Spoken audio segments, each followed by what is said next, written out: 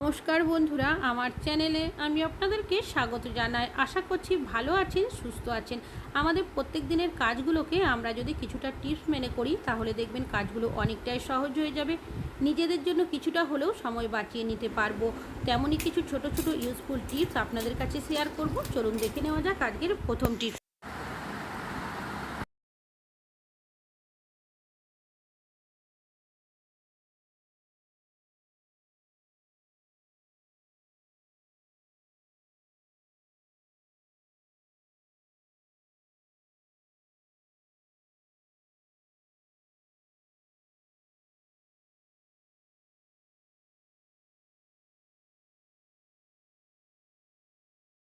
এবার এই যে একটা মিশ্রণ তৈরি হলো, সেটা আপনারা কিভাবে বা কোথায় ব্যবহার করবেন। যে কৌটোর ঢাকনাটাকে ফুটো করে রেখেছিলাম সেটাকে খুলে নিয়েছি। এবার নিয়ে নিয়েছি এখানে একটা কাগজ, আপনারা পেপারেরও ব্যবহার করতে পারেন। এইভাবে করে আমি একটু পেপারটাকে মুড়িয়ে নেব। তারপর এটা ঠিক আমাদের যে ফানেল হয় সেই ফানেলের মতো বানিয়ে নেব, যার জন্য এখানে কাঁচির সাহায্যে এইভাবে করে আমি একটু কেটে নিয়েছি। এবার এই যে ফানেল তৈরি হলো সেটা কৌটোর যে মুখটা রয়েছে তার মধ্যে এইভাবে করে দেব। যে মিশ্রণটা বানিয়ে রেখেছি সেটা এই কাগজটার মধ্যে ওপর থেকে ঢেলে দেব, যাতে করে মিশ্রণটা কোনোভাবেই কৌটোর বাইরে পড়ে না যায়, যার কারণে এইভাবে একটা ফানেল বানিয়ে নিলাম। এবার এখানে দিয়ে দেব আমি 3 থেকে 4টে লবঙ্গ। তারপর ঢাকনাটাকে লাগিয়ে দেব। এখন যেহেতু বর্ষাকাল, মাঝে মধ্যে বৃষ্টি হচ্ছে, যার কারণে কি হয় দেখবেন আমরা যেখানে আলমারির মধ্যে জামা কাপড় রাখি সেক্ষেত্রে দেখা যায় বাজে গন্ধ ছাড়ে, তাছাড়াও একটা ভিজে ভিজে ভাব চলে আসে। তো এই কৌটোটাকে আপনারা যেখানে আলমারির মধ্যে জামা কাপড় গুছিয়ে রাখবেন তার সাইডে যদি রেখে দেন সেক্ষেত্রে দেখবেন জামা কাপড় থেকে বাজে দুর্গন্ধ চলে যাবে। তাছাড়াও চাল দেওয়ার কারণে জামা কাপড়ের মধ্যে যে একটা ভিজে ভিজে ভাব থাকে সেটাও কিন্তু চলে যাবে। এই যে কৌটোর মধ্যে যে মিশ্রণটা বানালাম সেটা আলমারি ছাড়াও আপনারা কিন্তু নানাভাবে ব্যবহার করতে পারেন। ডাইনিং টেবিলের মধ্যে দিতে পারেন, তাছাড়াও আপনারা পড়ার টেবিলের মধ্যেও কিন্তু এভাবে রেখে দিতে পারেন। এতে কি হবে দেখবেন একটা গন্ধের কারণে মাছি মশাও কিন্তু আসবে না। আশা করছি আপনাদের এই টিপসটিও অনেক বেশি কাজে আসবে। ভালো লাগলে লাইক করবেন। এখন চলে যাচ্ছি পরবর্তী টিপসে। আমি এখানে নিয়েছি ওষুধ। এই ধরনের ওষুধ আমরা অনেকেই বাচ্চাদেরকে খাইয়ে থাকি, তবে বাচ্চারা কিন্তু ডাইরেক্ট গিলে এই ধরনের ওষুধগুলো খেতে পারে না, যার কারণে আমরা কি করি এই ওষুধগুলো গুঁড়ো করে তারপরে কিন্তু বাচ্চাদেরকে খাইয়ে থাকি। তবে গুঁড়ো করার সময় হয়ে যায় আরও একটা ঝামেলা, আমরা অনেক সময় ভাবতে থাকি কিসে করে আবার গুঁড়ো করব। তো আপনারা কি করবেন, নিয়ে নেবেন একটা চামচ, চামচের মধ্যে এই ওষুধটাকে রাখবেন, তারপর আরও একটা চামচ নিয়ে এইভাবে করে চাপ দিয়ে কিছু সেকেন্ড ঘোরাতে থাকবেন, তাহলেই দেখবেন ওষুধটা কিন্তু খুব সহজেই গুঁড়ো করে নেওয়া হয়ে যাবে। তো দেখতেই পাচ্ছেন এই ওষুধটা কিন্তু গুঁড়ো করে নেওয়া হয়ে গেছে। এবার বাচ্চারা যদি এইভাবে গুঁড়ো ওষুধ খাইয়ে দেবেন, আর যদি এভাবে খেতে না চান সেক্ষেত্রে আপনারা কিছুটা পরিমাণের জল দিয়ে দেবেন এই ওষুধের গুঁড়োর মধ্যে, তারপর খুব ভালোভাবে মিশিয়ে নেবেন। এবার আপনারা বাচ্চাদেরকে খাইয়ে দিতে পারেন। আশা করছি আপনাদের এই টিপসটিও অনেক বেশি কাজে আসবে। ভালো লাগলে লাইক করবেন। এখন চলে যাচ্ছি পরবর্তী টিপস। নিয়েছি বেশ কিছুটা আর্টিফিশিয়াল কানের দুল। আমরা অনেকেই আর্টিফিশিয়াল কানের দুল পরতে পছন্দ করি, তবে এই ধরনের কানের দুল পরার পর অনেকেরই দেখবেন কানের মধ্যে র্যাশ বেরিয়ে যায়, চুলকানি হয়ে যায়, কান পেকে যায়, কান থেকে রক্ত বেরোতে শুরু করে। তবে আপনারা যখনই এই ধরনের আর্টিফিশিয়াল কানের দুল পরবেন, কিভাবে পরলে কানের মধ্যে ব্যথাও হবে না, চুলকানিও হবে না, এমনকি র্যাশও বেরোবে না। তো এই যে কানের দুলের থেকে আমি প্রথমে প্যাচগুলোকে এইভাবে করে খুলে নিয়েছি, আর নিয়ে নিয়েছি এখানে আমি হলুদ। আপনাদের বাড়িতে যদি হলুদ না থাকে সেক্ষেত্রে সামান্য পরিমাণের হলুদ নিয়ে এসে রেখে দেবেন। এবার কানের দুল পরার আগে আপনারা হলুদের মধ্যে এইভাবে করে কিছুক্ষণ পরিয়ে রেখে দেবেন। এইভাবে যদি আমরা কিছুক্ষণ পরিয়ে রাখি সেক্ষেত্রে কি হবে, কানের দুলের যে প্যাচটা লাগায় সেই জায়গার মধ্যে আমাদের হলুদের একটা আস্তরণ হয়ে যাবে, আর হলুদ এমনিতেই আমাদের একটা অ্যান্টিসেপটিক। তো আপনারা যদি এইভাবে করে কানের দুলটা পরেন সেক্ষেত্রে দেখবেন কানের মধ্যে কিন্তু কোনোভাবেই ইনফেকশন হবে না, চুলকানি হবে না, এমনকি র্যাশও বেরোবে না। আশা করছি আপনাদের এই টিপসটিও অনেক বেশি কাজে আসবে। ভালো লাগলে লাইক করবেন। এখন চলে যাচ্ছি পরবর্তী টিপসে। আমি এখানে নিয়েছি বেশ কিছুটা চিকেন। আমরা অনেকেই মাছ বা মাংস ডিপ ফ্রিজের মধ্যে স্টোর করে রাখি, তবে অনেক সময় দেখা যায় অতিরিক্ত বরফ জমে যায়, যার কারণে কি হয়, আমরা যখনই রান্না করি তার থেকে বেশ কিছুক্ষণ আগে আমরা ডিপ ফ্রিজ থেকে মাছ বা মাংসটা বের করে রাখি, যাতে করে বরফটা সহজে গলে যায়। তবে অনেক সময় কাজের তাড়াহুড়ো থাকলে আমাদের হাতে এতটাও সময় থাকে না, সেক্ষেত্রে অনেকটাই সমস্যার মধ্যে পড়তে হয় আমাদের। তবে আপনাদের যাতে এই ধরনের সমস্যা না হয়, সেক্ষেত্রে আপনারা কি করবেন তারই একটা টিপস শেয়ার করব, চলুন দেখে নেওয়া যাক। আমি এখানে নিয়েছি একটা পাত্র, এর মধ্যে দিয়ে দিচ্ছি আমি বেশ কিছুটা পরিমাণের কুসুম গরম জল। এখানে কিন্তু অতিরিক্ত গরম জলের ব্যবহার করা যাবে না, কুসুম গরম জলই ব্যবহার করতে হবে। আর দিয়ে দিচ্ছি সামান্য পরিমাণের লবণ। লবণটাকে জলের সাথে খুব ভালোভাবে মিশিয়ে দেব। এবার আপনারা যে মাছ বা মাংসটা বের করবেন, যার মধ্যে অতিরিক্ত বরফ জমে যাবে, সেটাকে এই লবণগোলা জলের মধ্যে দিয়ে দেবেন। এইভাবে দেওয়ার সাথে সাথেই দেখবেন যে বরফটা জমে থাকবে, সেটা কিন্তু খুব সহজে গলে যাবে। যদিও আমার খুব বেশি বরফ জমে যায়নি, আপনাদের যদি অতিরিক্ত বরফ জমে যায়, এই টিপসটা আপনারা অ্যাপ্লাই করবেন, দেখবেন খুব ভালো ফল পাবেন। আমি নিজেও অ্যাপ্লাই করি। তো দেখতেই পাচ্ছেন কতটা সহজে বরফটা গলে গেছে। এবার কিন্তু আপনারা রান্নাবান্না করতে পারবেন। ভালো লাগলে লাইক করবেন। এখন চলে যাচ্ছি পরবর্তী টিপসে। আমি এখানে বেশ কিছুটা আলু সেদ্ধ করে নিয়েছি। গরম আলুর খোসা ছাড়াতে আমাদের কিন্তু প্রত্যেকেরই অনেকটাই সমস্যা হয়। কেন কি, হাত দিয়ে আলু ধরে যখনই আমরা খোসাটা ছাড়াতে যাই, হাত পুড়ে যায়, হাতে গরম লেগে যায়। তবে কাজের তাড়াহুড়ো থাকলে সেক্ষেত্রে দেখবেন গরম অবস্থাতেই আলুর খোসা ছাড়াতে হয়। তবে আপনারা কি করবেন, নিয়ে নেবেন দুটো কাঁটা চামচ। একটা কাঁটা চামচ দিয়ে এইভাবে আলুটাকে ধরবেন, আরেকটা কাঁটা চামচ দিয়ে এইভাবে করে খোসাটাকে ছাড়িয়ে নেবেন। তো দেখতেই পাচ্ছেন বন্ধুরা কতটা সহজে কাঁটা চামচের সাহায্যে আলুর খোসাটা ছাড়িয়ে নিলাম। এইভাবে করেই সব আলুর খোসাগুলোই আমি ছাড়িয়ে নিচ্ছি। এইভাবে যদি আলুর খোসা ছাড়ানো হয়, সেক্ষেত্রে হাতে গরমও লাগবে না, হাত পুড়েও যাবে না। আলু আমরা ম্যাশ করার জন্য অনেকে আলু ম্যাশারের ব্যবহার করে থাকি।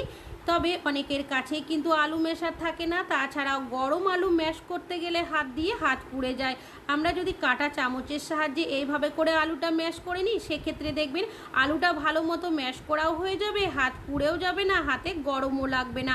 তো দেখতেই পাচ্ছেন কতটা সুন্দর আলুটা ম্যাশ করে নেওয়া হয়ে গেছে। আশা করছি আপনাদের এই টিপসটি অনেক বেশি কাজে আসবে। ভালো লাগলে লাইক করবেন। এখন চলে যাচ্ছি পরবর্তী। আমি এখানে নিয়েছি বেশ কিছুটা ডিমের খোসা। এখানে আমার 4টে ডিমের খোসা আছে।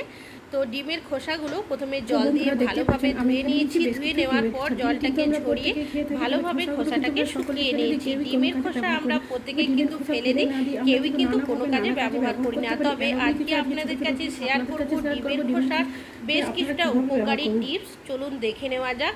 তো আমি এখানে নিয়েছি একটা ডিমের খোসা, প্রথমে অর্ধেকটা নিয়েছি। এবার এই ডিমের খোসাটার মধ্যে আমি একটা ফুটো করে নেব, যার কারণে এখানে কাঁচির ব্যবহার করেছি। আপনাদের যেভাবে ইচ্ছা আপনারা কিন্তু কাজটি করে নিতে পারেন।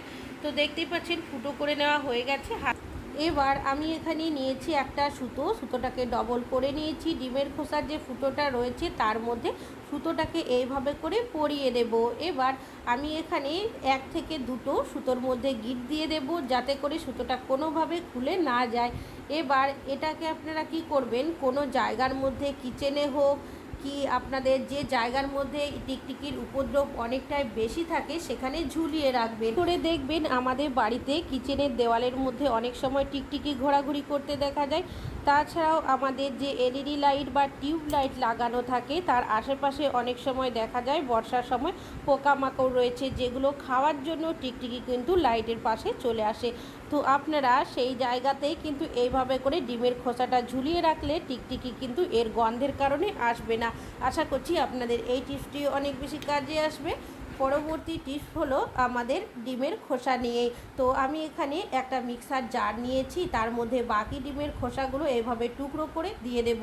এবার মিক্সারটাকে আমি ভালোভাবে চালিয়ে তারপর আপনাদেরকে দেখাচ্ছি। তো দেখতেই পাচ্ছেন ডিমের যে খোসাগুলো রয়েছে সেগুলো একদম গুঁড়ো হয়ে গেছে, পাউডারের মতো হয়ে গেছে।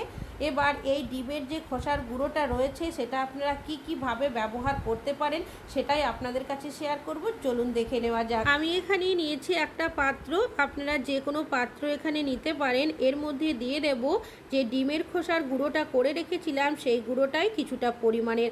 আর নিয়ে নিয়েছি এখানে আমি ভিনিগার এক ঢাকনা মতো ভিনিগার এর মধ্যে দিয়ে দেব। আপনারা এখানে কিন্তু ভিনিগারেরই ব্যবহার করবেন, লেবুর রসের ব্যবহার করলে কিন্তু চলবে না। ভিনিগার দেওয়ার সাথে সাথে একটা রিয়াকশান করতে শুরু করবে। একটা চামচের সাহায্যে এই দুটো উপকরণকে খুব ভালোভাবে মিশিয়ে নেব। তো দেখতেই পাচ্ছেন খুব ভালোভাবে মিশিয়ে নেওয়া হয়ে গেছে। এবার এই মিশ্রণটা আপনারা কোথায় কিভাবে ব্যবহার করবেন, আমাদের অনেকেরই বাড়িতে বয়স্করা রয়েছে, তাছাড়াও আমাদের নিজেদেরও অনেক সময় দেখবেন আমাদের জয়েন্টের মধ্যে ব্যথা শুরু হয়ে যায়, সেটা হাতের জয়েন্টে হোক কি পায়ের জয়েন্টে।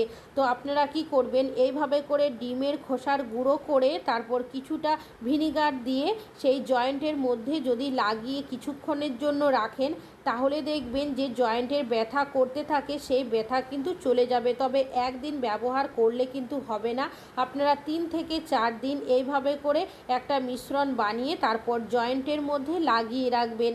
দেখবেন খুব ভালো কিন্তু আপনারা ফল পাবেন। শুধু যে হাতের জয়েন্টেই লাগাতে হবে তা কিন্তু নয়, পায়ের জয়েন্টে, কুনুয়ে, যে জায়গার মধ্যে আমাদের শরীরের জয়েন্ট রয়েছে সেই জায়গার মধ্যে কিন্তু লাগিয়ে রাখবেন।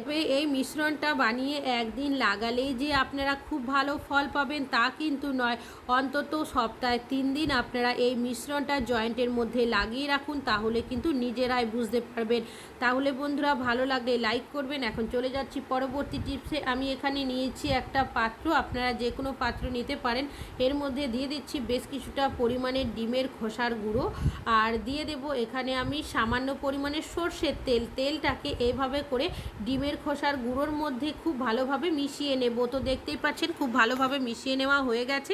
এবার এই যে একটা মিশ্রণ তৈরি হলো, সেটা আপনারা কোথায় কি কাজে ব্যবহার করবেন চলুন দেখে নেওয়া যায়। আমাদের অনেকেরই দেখবেন দাঁতের মধ্যে জলের আয়রনের কারণে দাগ পড়ে যায়, দাঁতে ব্যথা হয়, আবার অনেকেরই দেখা যায় দাঁতে হলুদ একটা স্পট দাগ পড়ে যায়। তো আপনারা এইভাবে করে একটা মিশ্রণ বানিয়ে নেবেন, তারপর দাঁতের মধ্যে আপনারা মিশ্রণটা লাগিয়ে ব্রাশ করবেন। আমি আপনাদেরকে হাতের মধ্যে এইভাবে ব্রাশ করে দেখিয়ে দিচ্ছি। এইভাবে করে আপনারা 2 থেকে 3 দিন যদি ব্রাশ করেন, সেক্ষেত্রে দেখবেন দাঁতের মধ্যে যে ব্যথা হয় সেই ব্যথার সমস্যা দূর হবে, জলের আয়রনের দাগের সমস্যা, হলুদের যে একটা দাগ পড়ে যায় সেই সমস্যাও কিন্তু দূর হয়ে যাবে।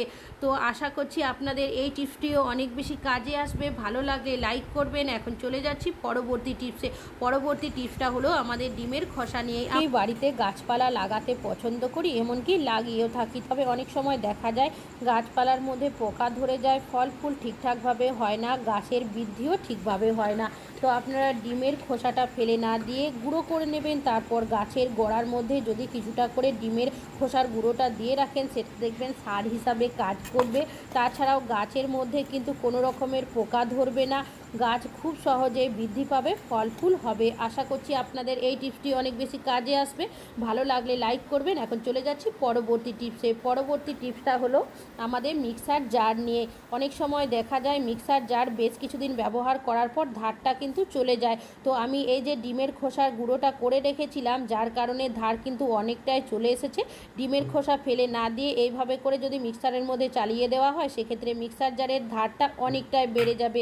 আশা করছি আপনাদের এই টিপসটিও অনেক বেশি কাজে আসবে। ভালো লাগলে লাইক করবেন। এখন চলে যাচ্ছি পরবর্তী টিপসে। একটা শাড়ি আমরা সব সময় ব্যবহার না করলেও কখনো কখনো কিন্তু আমরা অনেকেই শাড়ি পরে থাকি। তবে যখন আমরা শাড়ি পরি, শাড়ির কুচিতে হোক কি শাড়ির পিন আপ করার জন্য আমরা কি করি, প্রত্যেকেই সেফটি পিনের ব্যবহার করি। তবে অনেক সময় দেখা যায় সেফটি পিনটা কিন্তু এইভাবে করে ঢোকাতে গেলে ঠিকভাবে ঢোকে না, তখন অনেকটাই সমস্যার মধ্যে পড়তে হয় আমাদের বাড়িতে যদি অন্য সেফটি পিন না থাকে। তো আপনারা কি করবেন, নিয়ে নেবেন সাবান কিন্তু আমাদের প্রত্যেকেরই বাড়িতে থাকে। এইভাবে করে সাবানের মধ্যে সেফটি পিনটাকে এইভাবে করে কিছুবার ঢুকিয়ে নেবেন। এতে কি হবে, সেফটি পিনের মধ্যে একটা আস্তরণ হয়ে যাবে। তাছাড়াও যদি সেফটি পিনের মধ্যে কোনো জং পড়ে থাকে সেটাও চলে যাবে। তো যদি আপনারা এই সেফটি পিনটা শাড়ির কুচিতে হোক কি শাড়ির পিনাপে এইভাবে করে আটকে নেন, তাহলে দেখবেন খুব সহজেই আপনারা আটকে নিতে পারবেন। আশা করছি আপনাদের এই টিপসটি অনেক বেশি কাজে আসবে। ভালো লাগলে লাইক করবেন। এখন চলে যাচ্ছি পরবর্তী টিপসের জন্য। আমরা অনেকেই কিন্তু গ্যাসের সিলিন্ডারের ব্যবহার করে থাকি, তবে সমস্যা হয় একটাই, যখন আমাদের গ্যাসের সিলিন্ডারটা শেষ হয়ে যায় নতুন সিলিন্ডার লাগাতে হয়। তখন দেখবেন ক্যাপটাও কিন্তু খুলতে হয়। তবে এই ক্যাপটাই কিন্তু আমরা অনেকেই ঠিকভাবে খুলতে পারি না, অনেকেই ঠিকঠাকভাবে খুলে নিলেও যারা আমরা ঠিকভাবে খুলতে পারি না এই টিপসটা কিন্তু তাদের জন্যই। তো প্রথমে আমি এই যে ক্যাপের মধ্যে সিলটা লাগানো রয়েছে সেটাকে একটা কাঁচির সাহায্যে এইভাবে করে কেটে নেব। তো দেখতেই পাচ্ছেন সিলটা আমি এইভাবে করে কেটে নিয়েছি। এবার আপনারা কিভাবে এই ক্যাপটা খুব সহজেই খুলে নেবেন, তো তার জন্য আমি এখানে নিয়ে নিয়েছি একটা চামচ আর নিয়েছি একটা ব্রেক। গ্যাসের সিলিন্ডারের ক্যাপটা আপনারা কিভাবে খুলবেন চলুন দেখে নেওয়া যাক।